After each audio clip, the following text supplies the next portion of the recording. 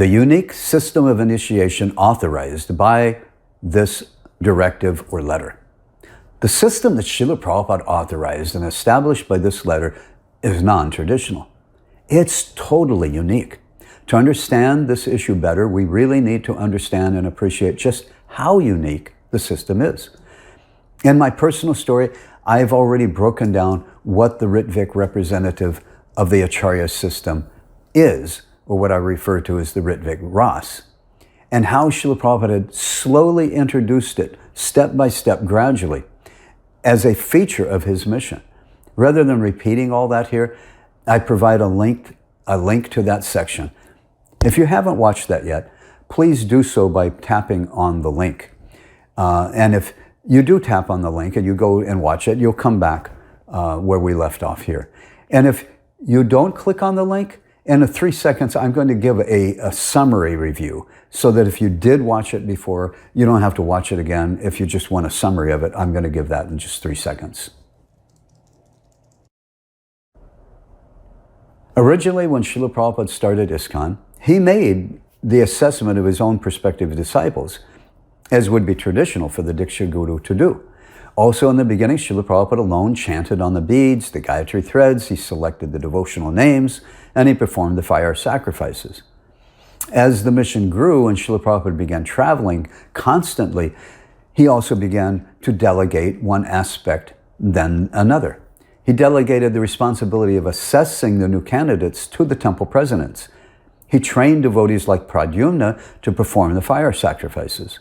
At first, Srila Prabhupada would still be present in the temple room, but soon, however, he would just have the temple presidents also perform the fire sacrifices when Srila Prabhupada wasn't present at that temple. Very early on, the system became that once a devotee met the criteria set by Srila Prabhupada for initiation, the temple president would then send a letter of recommendation to Srila Prabhupada, recommending those devotees. Originally, Srila Prabhupada would chant on the beads or the threads, select the names, and send back a letter accepting the devotees, listing their new names, and enclosing the beads and threads. If Srila Prabhupada was not coming to that temple soon, he would have the temple president, a sannyasi or GBC, perform the fire sacrifices on his behalf. For Gayatri mantra, the Guru is to chant the mantra into the ear of the disciple. As early as 1970, Srila Prabhupada made a recording of himself chanting the Gayatri mantra and instructed that when he is not present at the initiation, that the temple president or GBC can play the recording via headphone into the ear of the new Brahman initiate devotee. Even this aspect of the initiation process, Srila Prabhupada had delegated not only to others, but to an electronic recording and playback of his chanting. Then he began delegating the chanting of the beads, chanting on the beads and the threads to various GBC men. And also even the selection of the spiritual names he delegated now and then.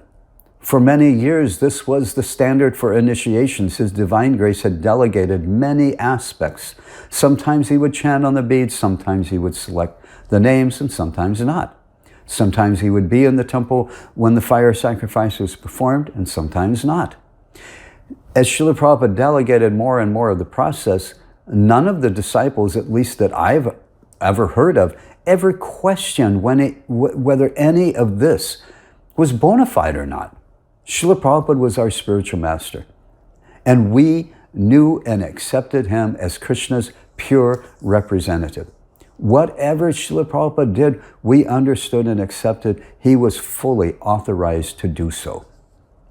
There was one aspect of the initiation process that Srila Prabhupada had not yet delegated. When the temple presidents wrote their letters of recommendation, those letters were always sent to Srila Prabhupada, and Srila Prabhupada was the one and only one who would make the final acceptance of those recommendations. This was the only consistent physical aspect of the initiation process that Srila Prabhupada remained involved in directly up until the July 9th directive. In fact, the one unique feature of the July 9th letter is that Srila Prabhupada had now established a system by which he now delegated even this last physical aspect of the initiation process. He created a new post, which he called the Rtvik Representative of the Acharya, and he authorized those men to accept the recommendations for the new initiates on his behalf. In the past, temple presidents have written to Srila Prabhupada recommending a particular devotee's initiation. Now that Srila Prabhupada has named these representatives, temple presidents would henceforward send the recommendations for first and second initiation to whichever of these 11 representatives are nearest to their temple. Via the July 9th letter, the temple presidents would to no longer send the letters of recommendation to Srila Prabhupada directly. After considering the recommendation, these representatives may accept the devotee as an initiated disciple of Srila Prabhupada by giving a spiritual name, or in the case of second initiation, by chanting on the Gayatri thread, just as Srila Prabhupada has done. Previously, only occasionally Srila Prabhupada would delegate the selection of the names, and in the later years he delegated the chanting of the beads more often to another GBC. But in this letter, all these aspects were now delegated henceforward to the Rtvik Representative. What this Rtvik directive created was it completed a 100% proxy system of initiation. The entire physical process of initiation had been now delegated to the temple presidents and now these Rtvik representatives of the Acharya.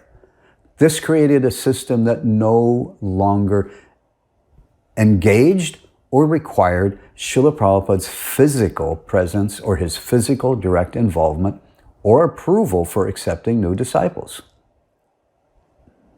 By delegating all the physical aspects of the initiation process, Srila Prabhupada had set up a system of initiation which no longer required his physical participation at all.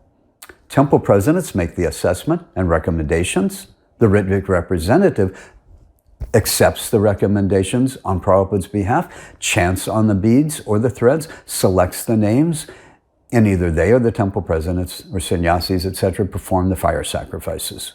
Srila Prabhupada isn't involved at all anymore physically in that process of initiation. No previous Acharya had ever established any sort of system like this before, even while they were still physically present. I want to restate that because that's a very important point. No previous Acharya had ever established any system like this before, even while they were physically present.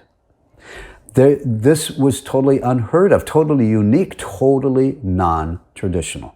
Via this system, Srila Prabhupada could be laying ill, even unconscious in his bed in Vrindavan, and yet be accepting disciples anywhere, everywhere, all over the world, without the need for his physical presence or involvement, period, in any way at all. We know of no past Acharya who had authorized such a system, even while they were still present. Take a moment and think about how unparalleled and non-conforming this system was that he had set up. The GBC don't dispute that Srila Prabhupada authorized this complete 100% proxy system of initiation to be performed by Rtvik representatives of the Acharya. The GBC accept this system that he authorized was fully bona fide. Actually, there is only one difference between their views and ours regarding this letter. That single difference is that the GBC argued that this process only applies and can only apply to while Srila Prabhupada was physically present in this world, living in his Vapu, earthly Vapu body. However, in taking that stand, it means that they are saying that Srila Prabhupada's spiritual potency to give spiritual initiation resided in his Vapu form and not his eternal instructions, which is a bogus and deviant philosophy. Whereas the Rtvik Rasa view is that Srila Prabhupada authorized this process for how initiations are to be conducted in the future, particularly, especially for after he was no longer present in his Vapu form, The Rtvik Ras philosophy recognizes that Srila Prabhupada's spiritual potency to give spiritual initiation resides in those eternal instructions. I've addressed this philosophy in my personal story section, Vapu versus Vani, Empowering Spiritual Initiation. If you haven't watched that yet, please do so now by clicking on the link.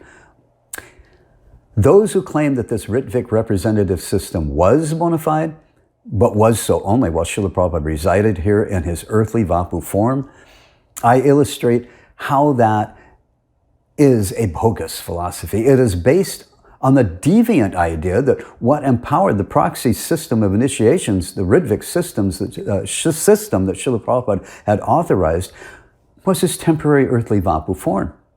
And that as soon as Srila Prabhupada's spirit soul left that temporary body, the temporary Vapu form, the system, the Rtvik system, lost all of its spiritual potency. And I call this the Vapu Vada philosophy, or the philosophy of the Vapu form. And those who support this scripturally devoid idea, I call the Vapu Vadis. The current GBC advocates this bogus Vapu Vada philosophy and have been the main leaders of the Vapu Vadis. Whereas I call the philosophy that teaches that the basis of the Rtvik representative system was empowered and remains empowered by the eternal living Vani of Srila Prabhupada. That I call the Vana Vadi, the Vani Vada, the Vani Vada. And I call those who follow such a philosophy the Vani Vadis. This presentation, of course, presents and upholds Vani Vada philosophy.